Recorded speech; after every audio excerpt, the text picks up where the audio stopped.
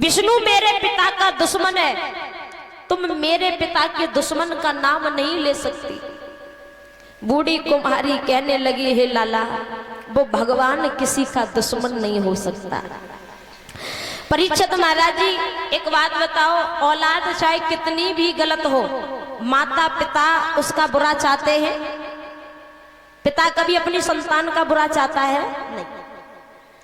तो हम सभी किसकी संतान हैं? उस परम पिता परमात्मा की। भगवान सभी को एक नजर से देखता है। हमारा नजरिया बदल सकता है पर लेकिन भगवान का नजरिया नहीं बदल सकता। भगवान भी कहते हैं कि कर्म तू कर, फल की आस मत कर, फल तुम्हें देने बैठा हो।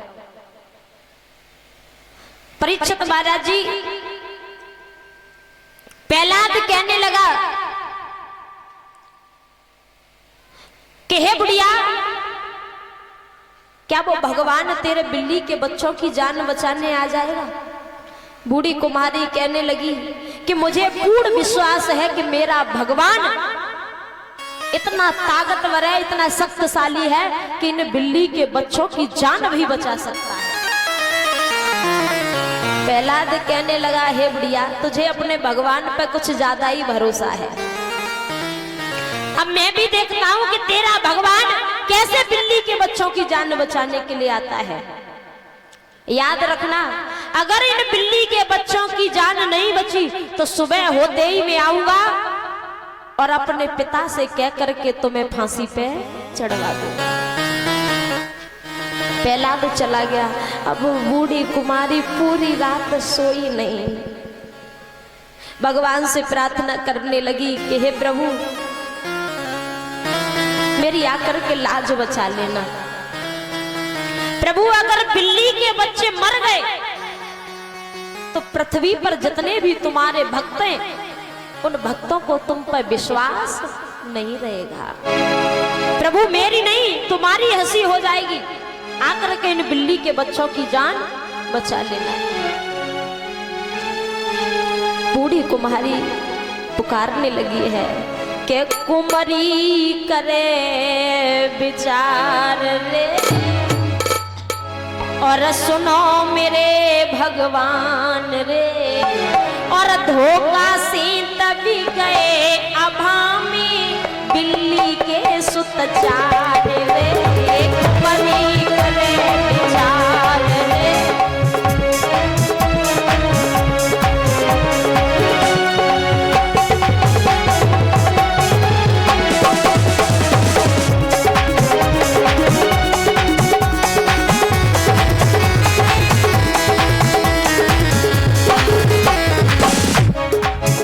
अरे सुबह भई बच्चा न बचे तो आवे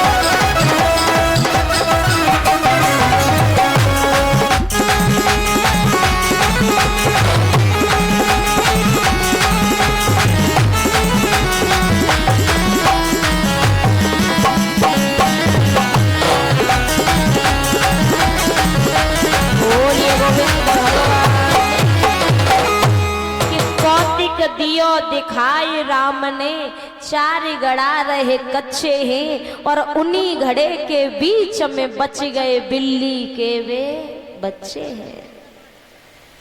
प्रहलाद आया और बूढ़ी कुमारी से कहने लगा, हे कुमारी, अब मेरे सामने बर्तन निकाल, मैं भी तो देखूं कि तेरा भगवान बिल्ली के बच्चों की जान बचाने के लिए आया या नहीं आया। जब वो बूढ़ी कुम्हारी बर्तन निकालने लगी तो 4 घड़े कच्चे रह जाते हैं और जब प्रहलाद के सामने उन घड़े में से बिल्ली के बच्चे निकल के भागने लगे, प्रहलाद बूढ़ी कुम्हारी के चरणों में गिर पड़ा, हाथ जोड़ के बोला, हे मैया, तूने मुझे आज भगवान का दर्शन करवा दिया। अब तो प्रहलाद जहां भी जाए वहां राम राम राम राम कहने लगे कि अब तो चटशाला में जाकर चट अपना रंग जमाने लगा, बच्चों को कथा सुनाने लगा, वह राम राम कहलवाने लगा।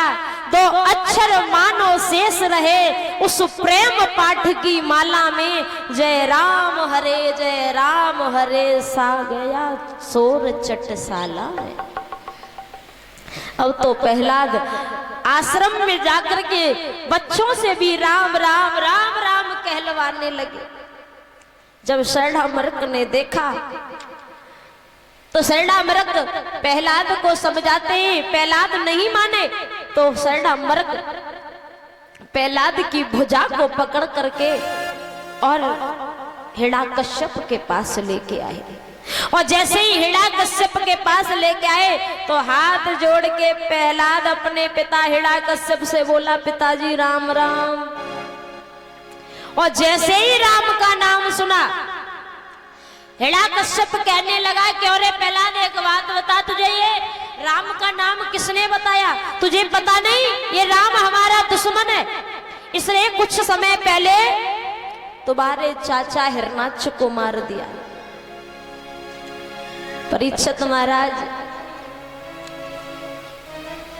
प्रहलाद कहने लगे, पिताजी वो भगवान किसी का दुश्मन नहीं हो सकता, वो भगवान किसी का दुश्मन नहीं है।